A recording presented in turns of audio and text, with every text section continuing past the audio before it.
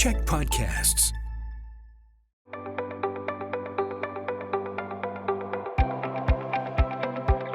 Hi, I'm Bruce Williams. I'm the CEO of the Greater Victoria Chamber of Commerce, and this is Chamber Chat, coming to you, as always, from the podcasting studios at the Czech Media Group, one of our Chamber champions. Chamber Chat is made possible by the support of Island Savings, a division of First West Credit Union, and I would like to begin, as always, by acknowledging that I live and work in the unceded ancestral territory of the Lekwungen-speaking nations, known to us as the Songhees and the Esquimalt. Well, Amanda and I just took a big trip. It's one of those ones we save up for like 5-6 years to get enough money together to take a big trip. So we went to South Africa, her place of birth, and stopped in a couple of places in Europe along the way. And we booked a trip through Air Canada and the whole alliance that they have with other airlines. And it was amazing because we had kind of wondered, what is air travel going to be like after the pandemic and after some of the stories we'd heard about travel resuming and returning. Well, let's get the goods on the inside story. Serge Corbeil is our guest today. He is the Director of Government Relations, Local and Provincial for Air Canada. Serge, how are you? I'm well, thanks, Bruce, and good to be with you today. So everybody's kind of trying to get their head around where are we at with travel right now. And as I say, Amanda and I kind of wondered what we were getting into with this trip, but we're going to see family and all. So pre-pandemic, the airline industry was in a certain place. Post-pandemic, you're in a certain place. Let's do a quick comparison. Tell me about where the industry was at in 2019. Well, the industry was doing really, really well. Air Canada was doing excessively well in 2019. We had been on a growth trajectory for quite a number of years. I mean, we had gone through some difficult times earlier in the 2000s, but then we had definitely turned the page. We had a strategy, become a global airline, bring Canada to the world and the world to Canada and its regions, because we do fly to all the provinces and 2 territories.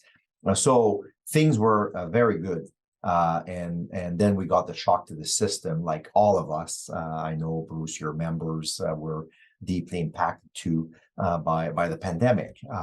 Things that we were not able to control, and everything shut down. We went from an airline, that as I said, was doing very well to almost overnight having 10% of our capacity flying.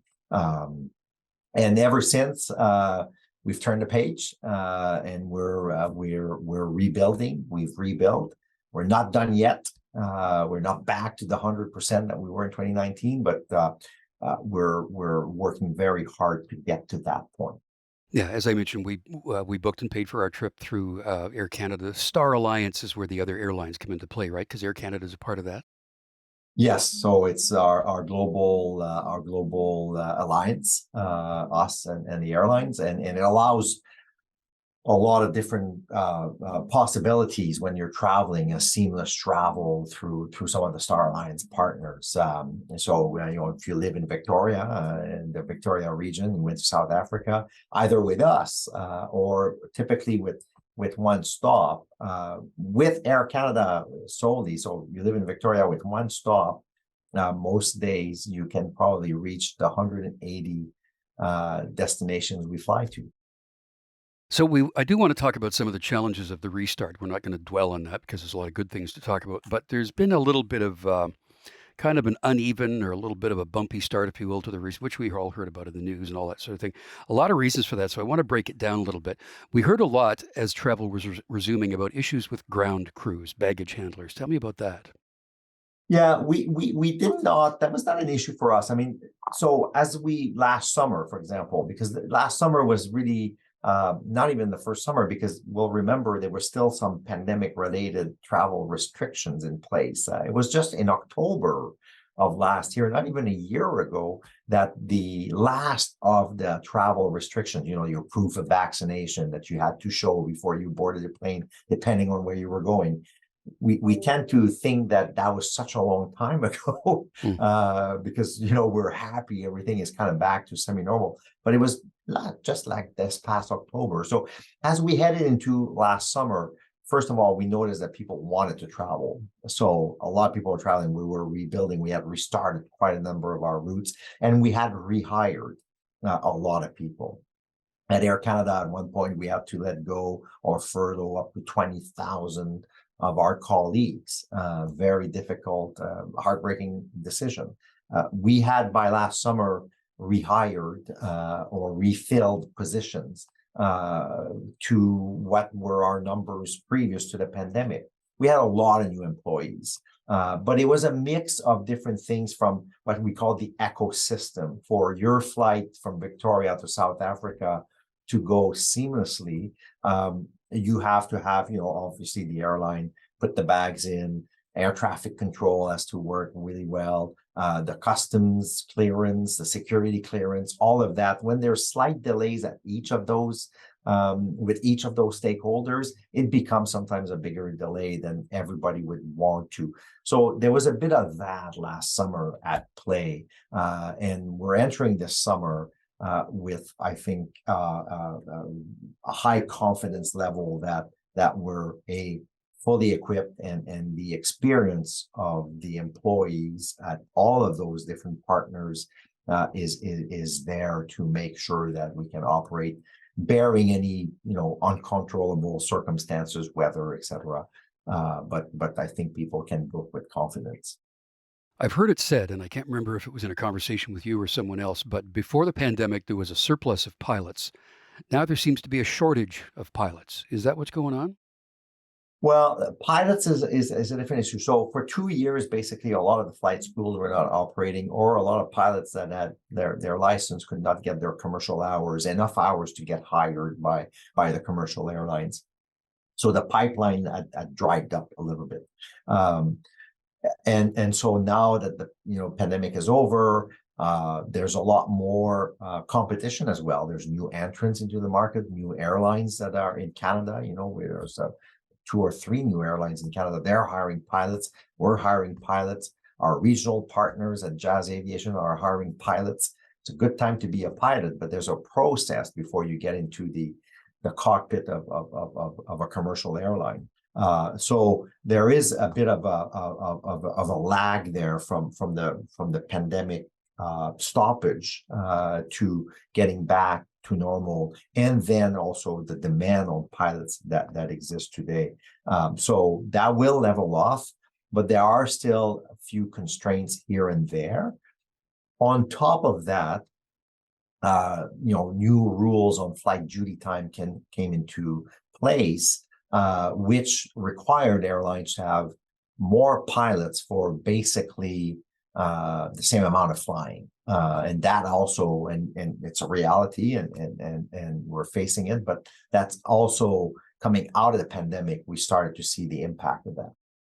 We also heard some reports about something referred to as crew interruptions or crew shortages. I want to talk about that next.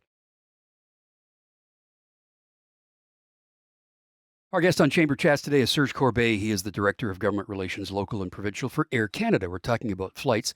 So as I said, Serge, we took this fairly seamless trip from here to South Africa and back again with some stops along the way. Everything seemed to run pretty well. Like the flight attendants were in place and the people at the gate were all in place. Has there been some interruption with that, though, with staffing issues? Not at Air Canada. We're fully staffed right now. We've hired a lot coming out of the pandemic, rehired or hired off the street, and we have our full contingent heading into this summer. We hear all the time that there is a shortage of tradespeople in whatever branch of industry or business it might be. So, of course, flying in an airplane, the mechanics are very important that keep the airplane safe and in the air. How's that circumstance been, and how's that workforce look? Our maintenance, we do a lot of our maintenance. We have a big maintenance center in Vancouver. We have some in other big hubs where we operate, and we're again, on that sense, we're fully staffed. We kept a lot of our essential workers during the pandemic. We kept a lot of our pilots, maintenance. There was a lot of work going on, but it's it's a great career choice. I mean, if people are listening and wondering, was aviation a great career choice? I'd say it is. To be a pilot, to be a flight attendant, an airport agent, or a maintenance mechanics for aviation. I mean, there's a lot of demand on those fields, and we do a lot of work with the schools and the training facilities to make sure that people understand that and see what the opportunities for their future are. Needless to say, technology is embedded in the airline industry, whether it's the ticket process, whether it's the entertainment on board, the coordination of the flights, the air traffic control, all that stuff. So let's talk about what sort of adjustments have been made to keep that stuff all very sound on the tech side. Well, we made just before the pandemic. I mean, we made a lot of technological changes and IT, changes. More recently, actually, we started testing at Vancouver a new process for helping people get through the boarding more easily. So that our gate agents can focus on those cases that require maybe a bit more attention. So we started this pilot project on the biometric boarding. So you upload a photo of yourself at the gate. You look into the camera. It recognizes you. They know you're Bruce Williams, and the gate opens, and off you go. And eventually, the hope is, as we work through the pilot with the government of Canada, is to have that become the standard whenever you fly, so that for the vast majority of us who don't have any issue, you can actually do that pretty seamlessly. Same IT and technologies are quite used now at the border when you enter back into Canada at an airport. More often than not now, you don't necessarily have to talk to a customs agent. So when you talk to your colleagues that represent other air carriers, other airlines, how's everybody else doing? Air Canada's doing just fine, but how are the others doing? Well, I mean, it's hard to tell. We think everybody, there's this desire to travel, so we're doing really well. Our results, financial results for the first quarter, saw us with a positive net income. First time coming out of the pandemic that we saw that, so the signs are positive. For the others, I'll let them answer that question. But I think generally speaking, in Canada right now, there are a lot of people traveling, which for our industry and all the jobs we create, the impact it has on tourism, on people being able to go from point A to B quickly, covering long distances, being able to fly, as I said, from anywhere in the world to Victoria to come and visit the marvels of Victoria. We know that there's a lot of desire for people to do that right now.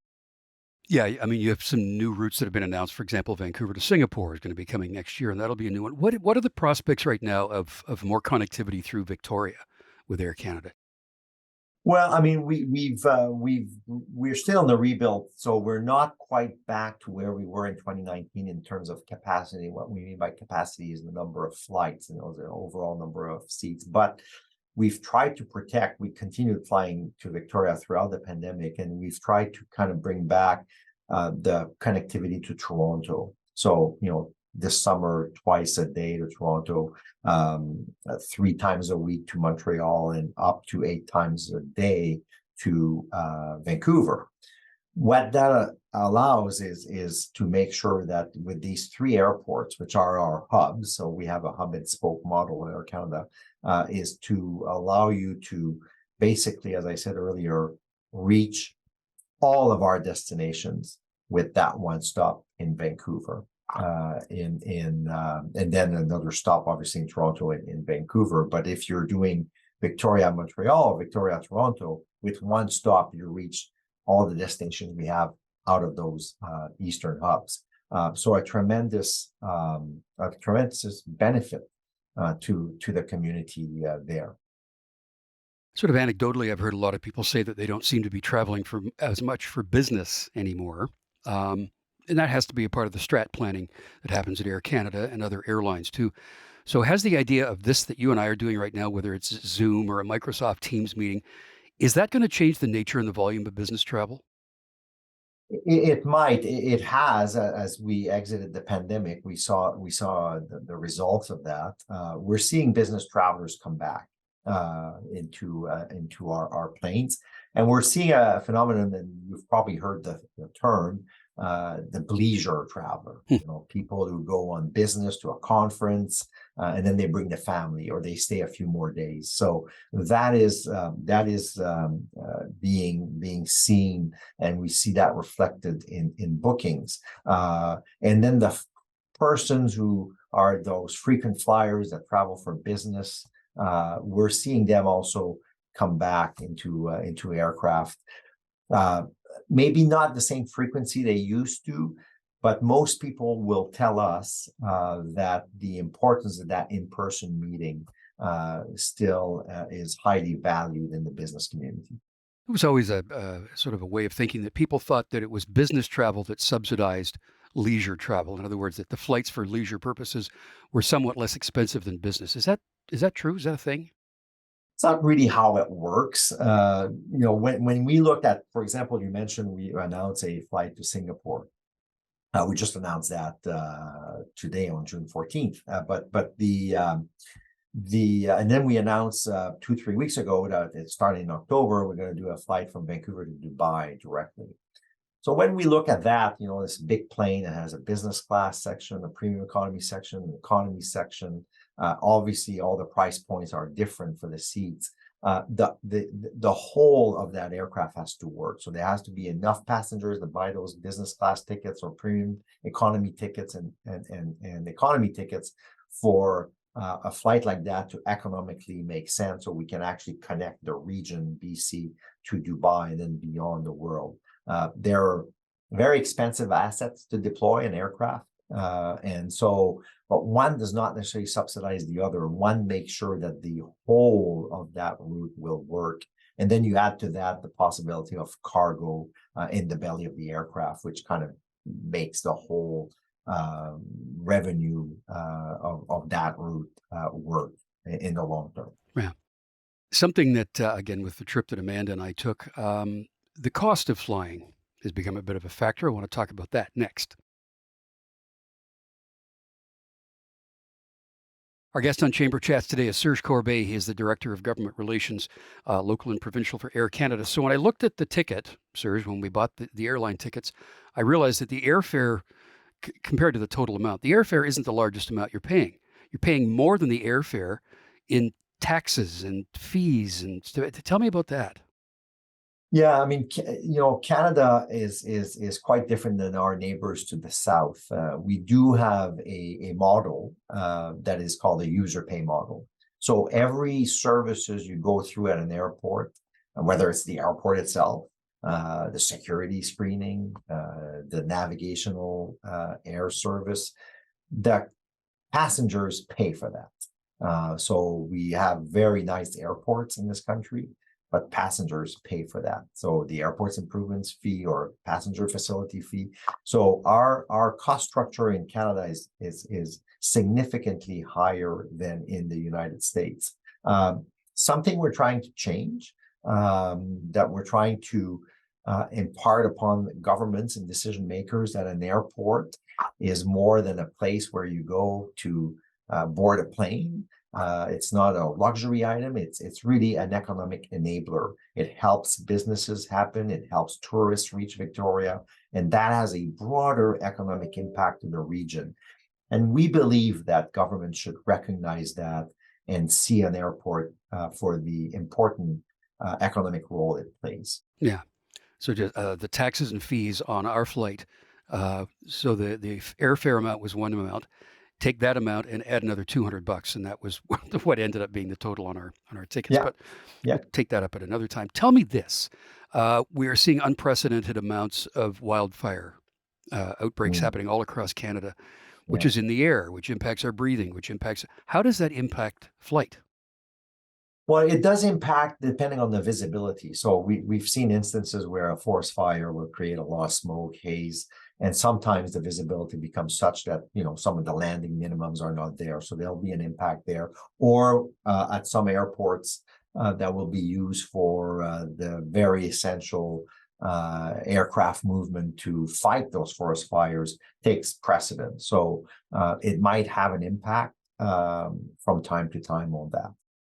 Speaking of climate change, Air Canada is doing a lot of things right now that are sort of the greening of what you do. You're making eco changes to the structure of the airlines and the business. Tell me about that. Yeah, we've taken a leadership role on making sure that as an airline, and that's how we call our program. We do more and leave less, and it's on the greening of our industry, of our company, at different stages. So obviously, what comes to mind for people is the greenhouse gas emissions and aircraft. We're doing a lot of work. We've taken the decision that by 2050, and it's a commitment, we're going to be a net zero company, and that's going to happen in different forms. Little things we do, like removing some of the weight on aircraft by removing some of the big manual pilots used to have, replacing them by iPads. The new paint scheme and the paint we use on aircraft makes it lighter, so that helps conserve fuel. And even just like with NAV Canada, the approaches to airports is slightly different, so you burn less fuel. But the big ticket item for that will be the use of sustainable aviation fuel, which we've been using for quite a few years at Air Canada. It's not readily available in Canada. There's none produced right now, or very little. But we are committed. We've flown planes. We fly planes today with it, and that's going to be key in helping us reach our target by 2050 of being net zero. So very, very optimistic about the future. And we also have other programs, the uniforms that our employees wear at the airports on board. We have a recycling project for that. In our buildings, we do a lot of recycling, no more water bottles. In some of our facilities, we have beehives, so we can use after that the honey for a good use. So a number of fronts that we're active when it comes to as I said, our program of doing more and leaving less. And the trips that we all take, and the ones that Amanda and I were on internationally, you see all these airlines from all over the world, from Dubai, from Singapore, from France, from Ecuador, whatever it might be. And it's always amazing on the tarmac to see the red maple leaf and see Air Canada right in the middle of it. It's such a patriotic message for Canada to everybody across the world. Serge, we have so much more to talk about. We'll have to do it another time. But thank you for your time today, and it's always a pleasure to see you. Bruce, it was great to be with you today, and thanks for having me. You bet. Serge Corbeil is the Director of Government Relations, Local and Provincial for Air Canada. And I'm Bruce Williams. We'll see you again for another Chamber Chat.